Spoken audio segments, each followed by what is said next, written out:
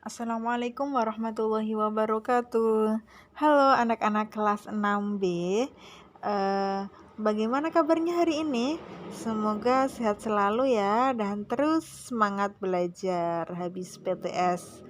Ya, setelah PTS hari ini kita menginjak pada tema 4 yaitu globalisasi. Subtema 1, globalisasi di sekitarku, dan hari ini kita akan belajar muatan atau mata pelajaran PPKN Bahasa Indonesia, IPA, IPS, dan SBDP.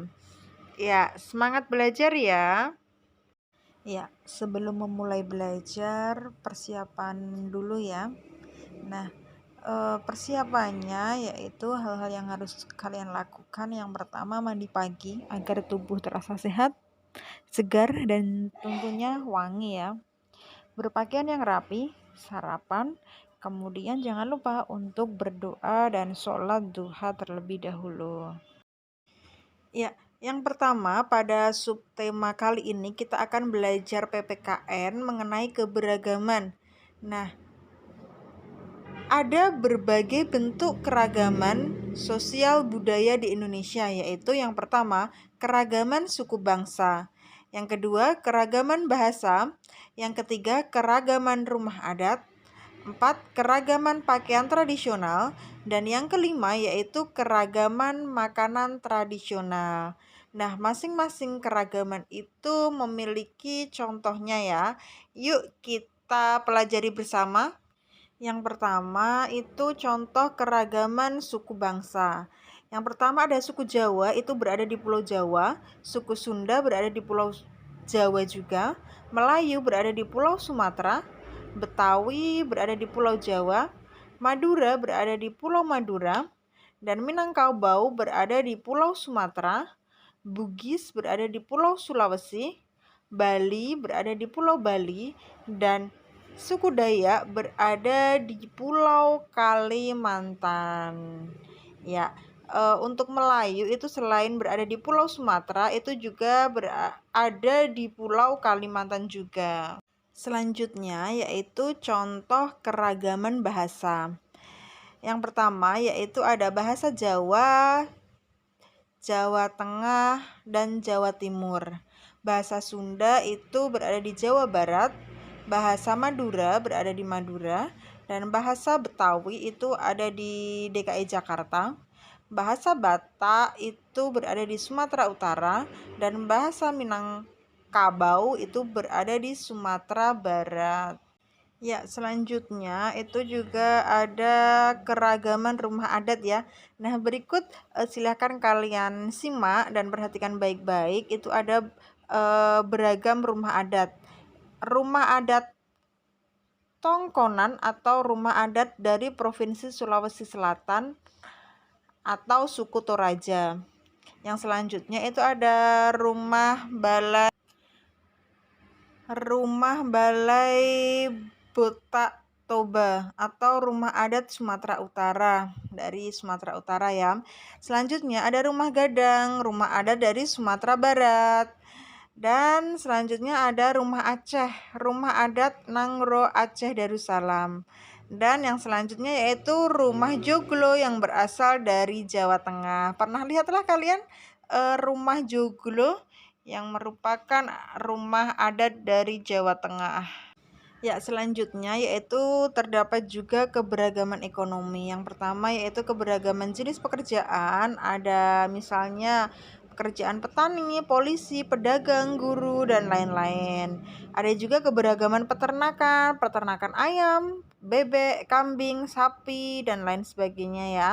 Ada juga keberagaman perikanan, seperti nelayan, petani ikan, dan lain-lain.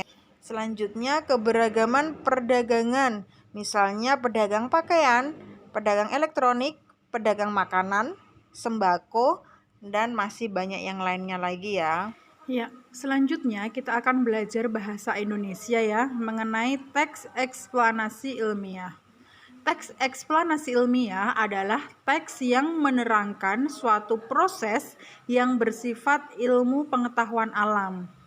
Teks eksplanasi berfungsi untuk memberikan penjelasan kepada pembaca tentang proses terjadinya sesuatu yang disusun menurut prinsip sebab akibat. Teks eksplanasi terdiri atas pernyataan umum atau pembukaan, deretan penjelas atau isi, dan penutup atau kesimpulan. Bagian teks eksplanasi. Bagian pernyataan umum bersifat informasi singkat tentang apa yang akan dibicarakan atau diinformasikan. Bagian deretan penjelas berisi urutan uraian atau penjelasan tentang proses dari peristiwa yang terjadi dan dijelaskan secara bertahap atau berurutan. Nah, pada bagian penutup adalah kesimpulan yang berisi interpretasi atau pendapat singkat penulis tentang topik yang dijelaskan. Bagian teks eksplanasi yaitu coba kalian buka buku tema 4, buku paket ya, halaman 25. Bagian pernyataan umum atau pembukaan itu pada halaman tersebut itu listrik memiliki peran penting di era globalisasi. Tidak dapat dipungkiri bahwa globalisasi terjadi karena perkembangan teknologi di berbagai bidang. Selanjutnya, bagian teks eksplanasi pada buku tema halaman 25 itu bagian deretan penjelasnya. Setelah energi listrik dihasilkan di pusat pembangkit, energi listrik tersebut kemudian dinaikkan tegangannya oleh transformator penaik tegangan hingga 500 kV. Kemudian disalurkan ke berbagai tempat menggunakan sistem transmisi yang dinamakan saluran udara tegangan ekstra tinggi. Selanjutnya, bagian teks eksplanasi yang berada pada buku tema 4 paket ya, halaman 25. Bagian penutupnya adalah dengan adanya listrik, kini masyarakat dapat mengakses informasi yang berasal dari berbagai belahan dunia. Tanpa listrik, tentunya hal tersebut tidak akan bisa terjadi. Ya, selanjutnya kita akan belajar IPA mengenai energi listrik. Ada 7 macam pembangkit tenaga listrik yang ada di Indonesia. Yang pertama yaitu pembangkit listrik tenaga uap atau biasa disingkat PLTU. Pembangkit listrik ini memanfaatkan energi kinetik dari uap sehingga menimbulkan energi listrik. Dengan bahan bakar dari batu bara yang menggerakkan turbin generator mesin. Selanjutnya yang kedua yaitu pembangkit listrik tenaga gas atau biasa disingkat dengan PLTG. Di PLTG yang menjadi bahan bakar turbin generator berupa gas. Sumber energi dari gas ini nantinya dapat menghasilkan energi listrik dengan skala yang cukup besar.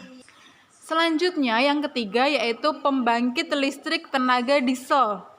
Bahan bakar pembangkit ini berasal dari mesin diesel sehingga energi yang dihasilkannya hanya dalam skala kecil. Jadi bisa kalian bedakan ya. Selanjutnya yang keempat adalah pembangkit listrik tenaga panas bumi atau biasa disingkat dengan PLTP. Yang dimanfaatkan sebagai bahan bakar turbin generator adalah energi panas yang bersumber langsung dari perut bumi. Yang kelima yaitu pembangkit listrik tenaga surya atau biasa disingkat dengan PLTS. Sumber energinya berasal dari panas matahari. Biasanya banyak dijumpai di unit-unit rumah hunian ataupun bangunan, atau juga bisa area yang cukup terbatas.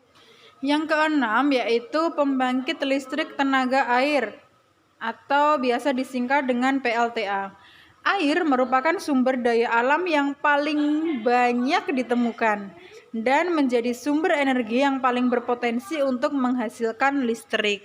Selanjutnya yang ketujuh yaitu pembangkit listrik tenaga angin atau bayu, biasa disingkat dengan PLTB.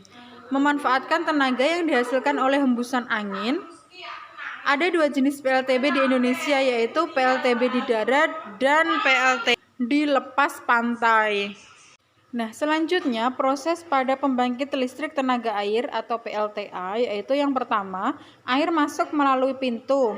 Itu yang kedua, diatur oleh katup pengaman, yaitu nomor 3. Kemudian air masuk ke tangki pengaman tekanan pada nomor 4. Kemudian air di dalam pipa pesat seperti nomor 5. Mengalirkan ke dan mengarahkan air ke turbin nomor 7. Melalui katup pengatur tekanan itu berada pada nomor 6. Aliran air kemudian menggerakkan turbin. Energi gerak tersebut kemudian diubah menjadi energi listrik oleh generator seperti nomor 8. Kemudian energi listrik dari generator diatur oleh transformator nomor 9. Energi listrik kemudian disalurkan ke konsumen ya, seperti pada nomor 10 gambarnya. Bagaimana listrik sampai bisa ke rumahmu? Ya, yang pertama, energi listrik dihasilkan di pusat pembangkit. Kemudian listrik disalurkan ke berbagai tempat menggunakan sistem transmisi, yaitu saluran udara tegangan ekstra tinggi. Kemudian listrik masuk ke gardu induk. Listrik disalurkan ke gardu distribusi dan menjadi tegangan rendah 220 volt untuk disalurkan ke rumah warga. Dan kalian bisa menikmati. Nah, mengapa kita sering menjumpai mati lampu ya? Nah, faktor-faktor penyebab mati lampu antara lain yang pertama, ketidaksiapan pembangkit. Yang kedua, gangguan transmisi atau gangguan distribusi. Yang ketiga, gangguan alam seperti petir, pohon, dan hewan yang menyentuh jaringan. Selanjutnya, siapakah penemu PLTA? Nikola Tesla adalah penemu sistem pembangkit dan transmisi listrik pada tahun 1895.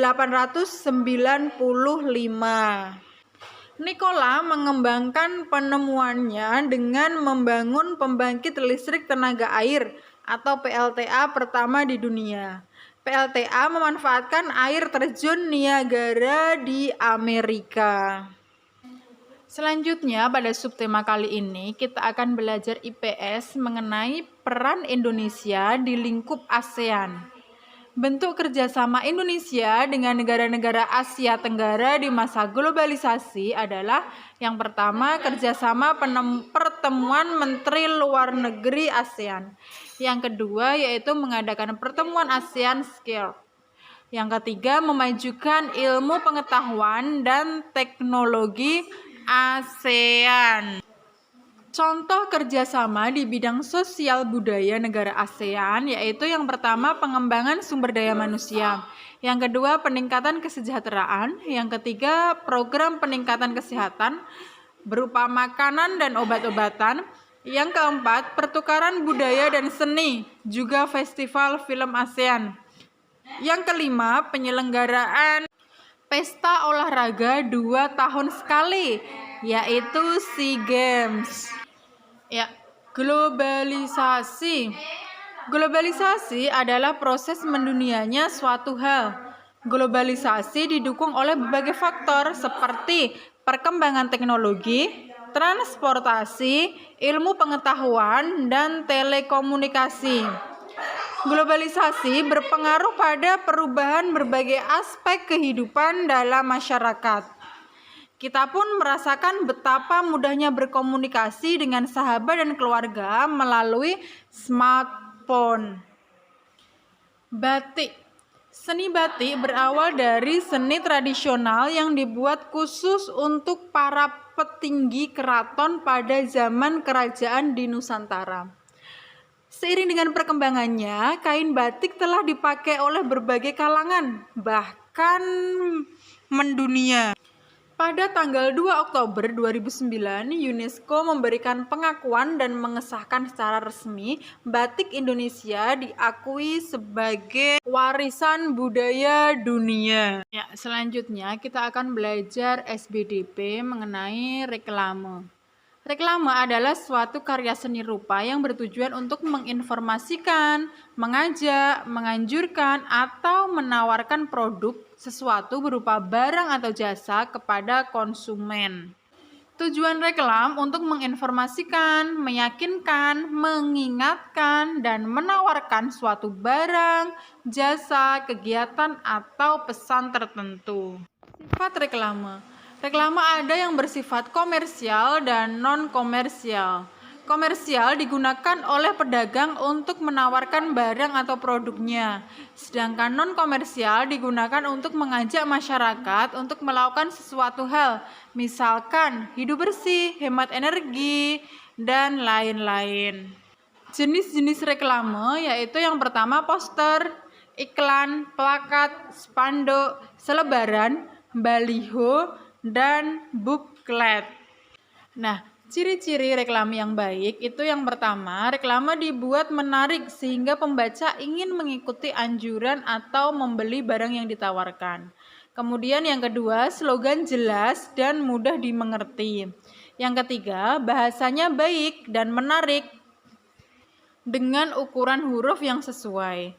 Dan yang keempat yaitu ilustrasi menarik dan mudah diingat. Yang kelima, tata letak gambar dan tulisan baik. Ya, anak-anak, itu tadi rangkuman pembelajaran pada tema 4 globalisasi, subtema 1 globalisasi di sekitar kita, yang dapat Bunda Wiji sampaikan. Silahkan kalian pelajari di rumah dan tugasnya nanti Bunda Wiji share di grup WA ya. Meskipun belajar dari rumah, kalian harus tetap semangat dan jaga kesehatan selalu. Terima kasih. Wassalamualaikum warahmatullahi wabarakatuh.